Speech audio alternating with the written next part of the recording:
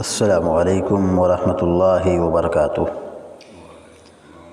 الحمد للہ رب العالمین والعاقبۃ للمتقین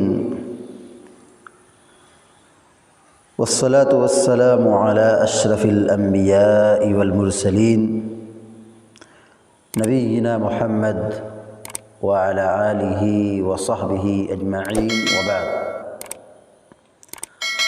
فقال اللہ عز وجل اعوذ باللہ من الشیطان الرجیم فلما ذاقا الشجرة بدت لهما سوآتهما وطفقا يخصفان عليهما من ورق الجنة وناداهما ربهما ألم أنهكما عن تلكما الشجرة وأقل لكما إن الشيطان لكما عدو مبين۔ 8واں پارہ سورۃ الاعراف کی آیت نمبر 22 ابھی آپ کے سامنے پڑھی گئی ہے، جس میں اللہ رب العالمین نے آدم علیہ السلام اور حوا علیہ السلام ان دونوں کا تذکرہ کیا ہے۔ آدم علیہ السلام کو یہ خصوصیت حاصل ہے، یہ مقام حاصل ہے کہ اللہ رب العالمین نے ان کو اپنے ہاتھ سے بنایا ہے۔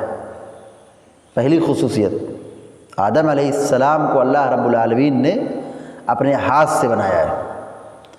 دوسری خصوصیت یہ ہے کہ اللہ رب العالمین نے فرشتوں کو حکم دیا کہ وہ آدم کا سجدہ کریں، یہ ایک بہت بڑی خصوصیت ہے۔ یہ تیسری خصوصیت یہ ہے کہ اللہ رب العالمین نے آدم علیہ السلام کو جنت میں پیدا کیا ہے، جنت میں پیدا کیا ہے، جنت میں رکھا ہے، جنت میں کھلایا ہے، جنت میں بسایا ہے۔ بہت ساری خصوصیات آدم علیہ السلام کی، یہ پہلے انسان ہیں، انہی سے پوری ذریت اور انسانوں کا قافلہ دنیا میں آیا ہے اور دنیا آباد ہے۔ یعنی اس انسانوں کی اگر نسل دیکھی جائے اور ان کو آخری پشت تک لے جایا جائے تو اس انسان کا آخری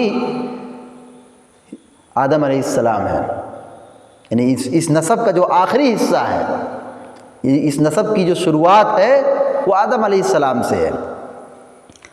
اللہ رب العالمین نے جنت میں ان کو رکھا تو اس بات کا حکم دیا کہ دیکھو تم جنت میں جہاں چاہو جاؤ، کھاؤ پیو، لیکن اس درخت کے پاس مت جانا۔ مگر آدم علیہ السلام سے بھول ہو گئی، غلطی ہو گئی، اور آدم حوا دونوں اس درخت کے قریب چلے گئے اور اس کا پھل کھا لیا، جس سے اللہ رب العالمین نے منع فرمایا تھا۔ جنتی پھل جس سے اللہ رب العالمین نے منع کیا تھا ایک امتحان تھا، ایک آزمائش تھی،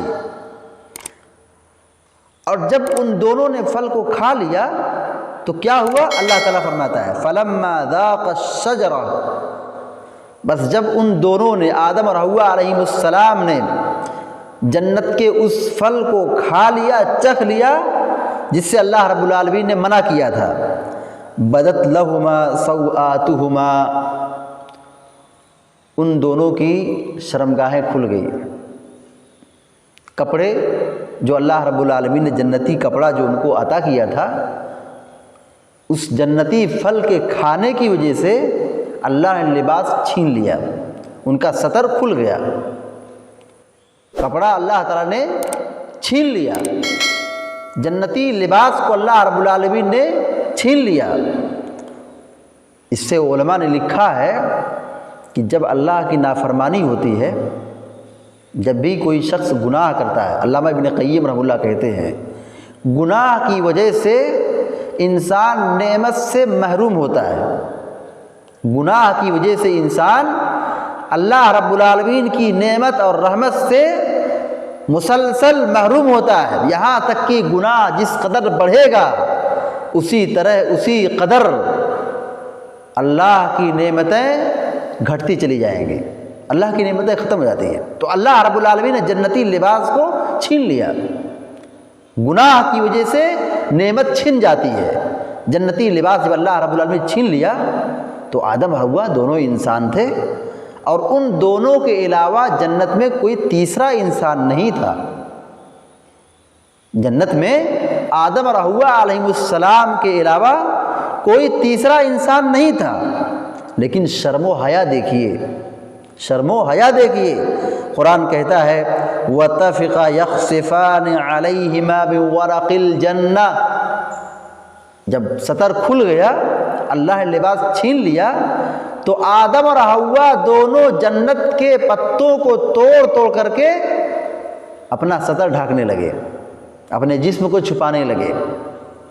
جب اللہ رب العالمین نے لباس چھین لیا تو شرم و حیا دیکھیے، اپنے دونوں آدم اور حوا دونوں علیہ السلام جنت کے درخت کے پتوں کو توڑ توڑ کر کے اپنے جسم کو چھپانے لگے۔ یہ ہے شرم و حیا، یہ ہے شرم و حیا۔ انسان دنیا میں نہیں آیا تھا، لیکن انسان کے اندر یہ شرم و حیا چیز تھی۔ آدم علیہ السلام جنت میں تھے، آدم علیہ السلام جنت میں ہونے کے باوجود بھی شرم و حیا والے تھے۔ وہی ضرورت ہے کہ ہمارے اندر بھی شرم و حیا ہونا چاہیے۔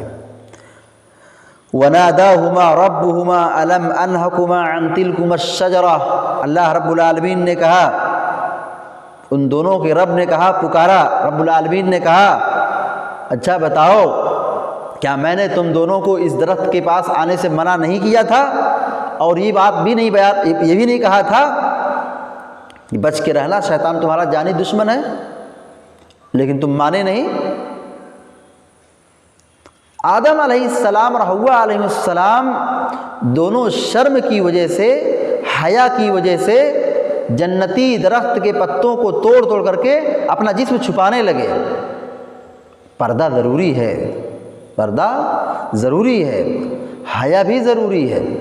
جب حیا انسان کے پاس ہوگی تو انسان گناہ سے بچے گا۔ ان الحیا لا یاتی الا بخیر، اللہ کے رسول صلی اللہ علیہ وسلم نے فرمایا حیا کی وجہ سے انسان کے پاس صرف خیر آتا ہے، خیر و برکت آتی ہے حیا کی وجہ سے۔ ایک حدیث میں اللہ کے نبی علیہ الصلوۃ والسلام نے فرمایا الحیاء من الایمان، حیا یہ ایمان کا ایک حصہ ہے۔